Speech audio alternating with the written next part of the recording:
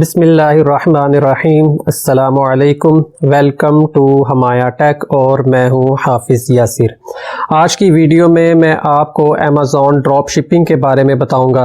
इससे पहले वीडियो जो हमने बनाई उसमें मैंने आपको अमेज़ॉन FBM, अमेज़ॉन FBA और अमेज़ॉन होलसेल के बारे में बताया था। आज की वीडियो में मैं आपको कंप्लीट अमेज़ॉन ड्रॉप शिपिंग के बारे में बताऊँगा।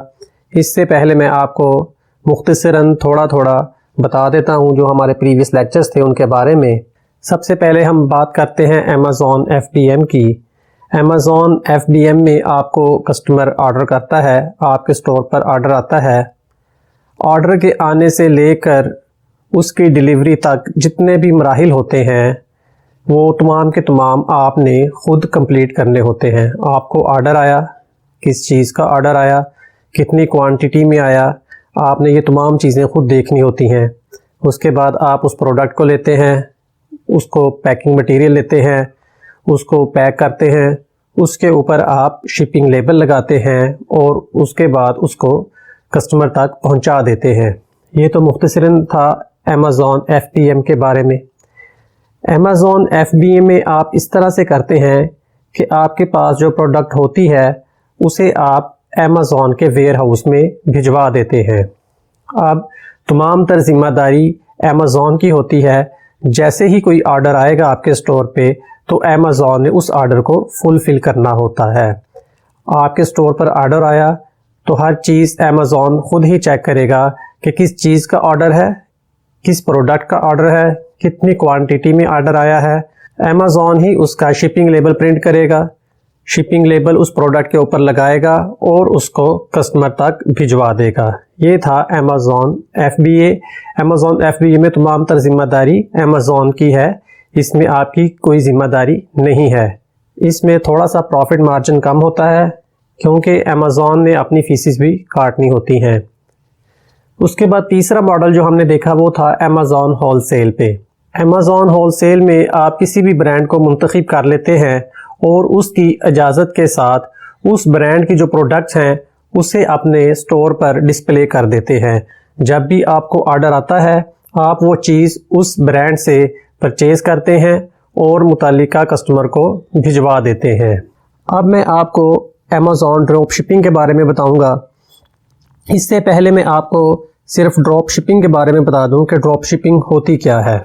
आपको ऑर्डर आया, आपने वो चीज़ कस्टमर को भेजनी है लेकिन वो आपके पास नहीं मौजूद।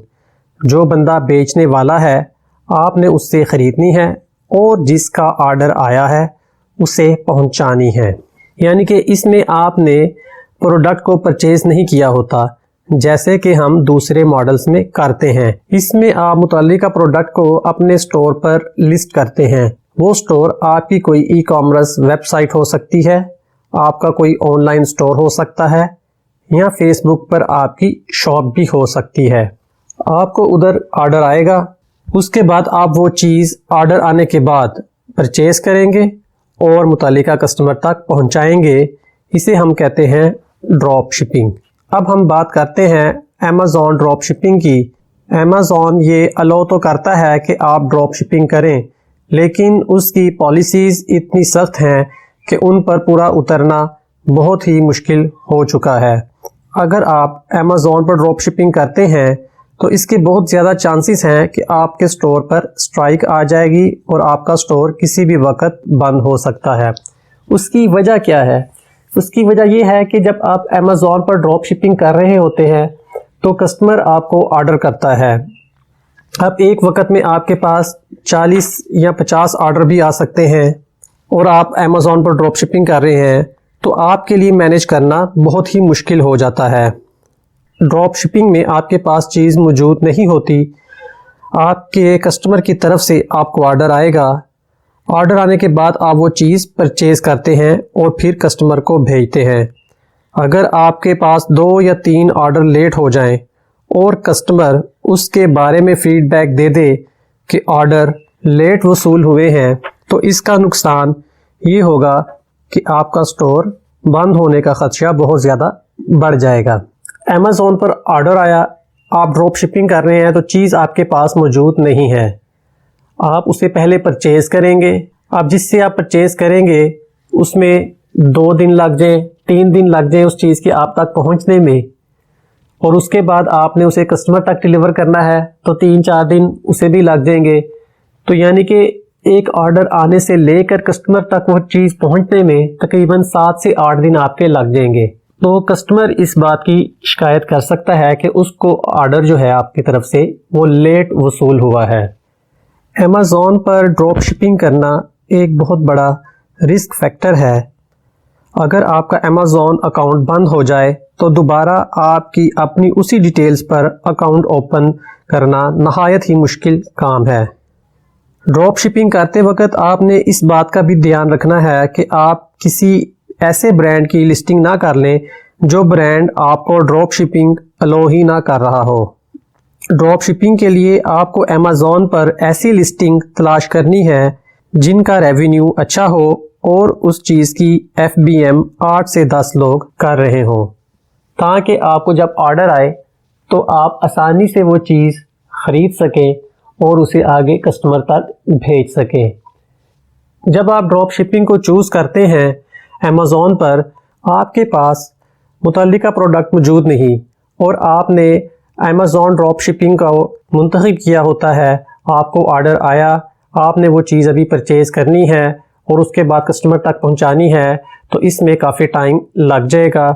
अगर आप अमेज़ॉन पर ड्रॉप शिपिंग करना चाहते हैं तो मैं बिल्कुल भी आपको एडवाइस नहीं करूंगा कि आप अमेज़ॉन पर ड्रॉप शिपिंग करें। अलबत्ता अमेज़ॉन के अलावा आप दूसरी वेबसाइट्स पर ड्रॉप शिपिंग कर सकते हैं, जैसे शॉपिफाई है, इसके अलावा दराज है, इसके अलावा आपकी फेसबुक पर आपकी शॉप है, वहाँ पर आपको ऑर्डर आए और उसके बाद आप उस चीज़ को परचेज़ करें और कस्टमर तक भिजवा दें, तो ये एक आसान काम है बजाय इसके कि ये काम आप अमेज़ॉन पर करें। ये तो था अमेज़ॉन ड्रॉप शिपिंग के बारे में। अगली वीडियो में मैं आपको अमेज़ॉन KDP के बारे में बताऊंगा कि कैसे आपने अमेज़ॉन किंडल पर अपना अकाउंट बनाना है और कैसे आपने अपनी बुक को उस पर अपलोड करके पैसे कमाने हैं। तो जी, ये थी आज की वीडियो। अब आपसे अगली वीडियो में मुलाकात होगी। अल्लाह हाफिज़।